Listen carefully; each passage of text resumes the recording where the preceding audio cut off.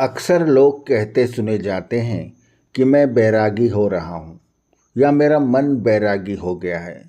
कई लोग शमशान में या किसी अपने की मृत्यु पर वैराग्य अनुभव करते हैं, लेकिन क्या ये लोग भी जानते हैं कि वास्तविक वैराग्य क्या है?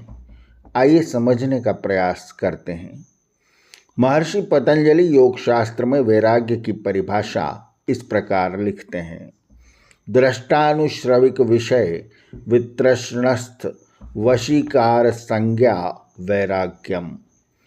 अर्थात देखे और सुने हुए विषयों की तृष्णा का भी मन में न रहना वैराग्य कहलाता है।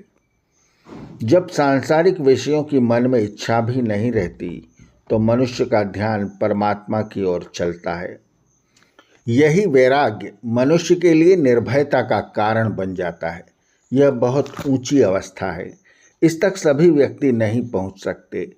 हाँ, यह सोचकर कि संसार के सभी पदार्थ नाशवान हैं और हमसे एक न एक दिन छूटने वाले हैं, यदि व्यक्ति कुछ वैराग्य भाव मन में धारण करते हुए प्रातः सायं ईश्वर का चिंतन करता रहे तो वह निर्भयता की ओर अग्रसर होता रहता है।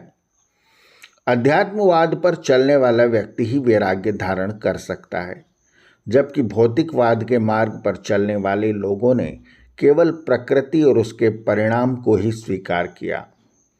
आंखें जिसे देखती है, कान जिसे सुनते हैं, जिह्वा जिसका रस लेती है, त्वचा जिसका स्पर्श करती है, भौतिकवादी के लिए यही सत्य है। इसके विपरीत जो कुछ आंखों से दिखाई नहीं देता, जिसका जिह्वा से रस नहीं लिया जा सकता, यह सब असत्य है, इसका कोई अस्तित्व नहीं है।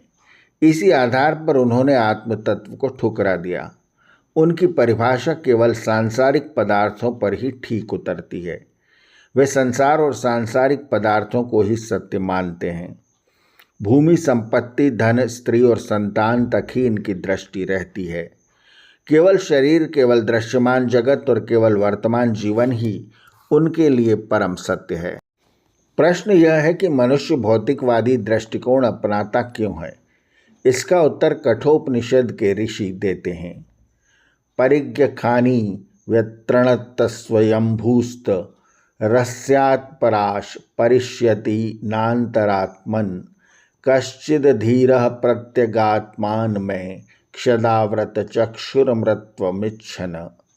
अपनी ही सत्ता में स्थिर रहने वाले परमात्मा ने इंद्रियों को बाह्य विषयों पर गिरने वाला बनाया है। इसलिए मनुष्य बाह्य विषयों को देखता है, अंतरात्मा को नहीं। कोई ध्यानशील और विवेकी पुरुष ही मोक्ष की इच्छा करता हुआ हृदय आकाश में स्थित आत्मा को देखता है। बाह्य विषयों के पीछे दौड़ने वाले व्यक्तियों के लिए उपनिषदकार ने कहा है: पराचः कामाननुयन्ति बालास्ते मृत्योर्यन्ति विततस्य पाशम अथ धीरामृतत्वं विदित्वा ध्रुवमध्रुवेष्विह न प्रार्थयन्ते। यानी जो अज्ञानी पुरुष बाह्य विषयों के पीछे दौड़ते हैं वे मृत्यु के फैले हुए जाल में फंसते हैं, और ज्ञानी पुरुष निश्चय ही मोक्ष को जानकर संसार के अनित्य पदार्थों में सुख को नहीं चाहते। आर्यावर्त की कहानियाँ चैनल को सब्सक्राइब करें और बेल आइकन के बटन को दबाएं, ताकि हम जब नया वीडियो लेकर आएँ तो उसकी सूचना आपको तुरंत मिल जाए। धन्यवाद। नमस्ते।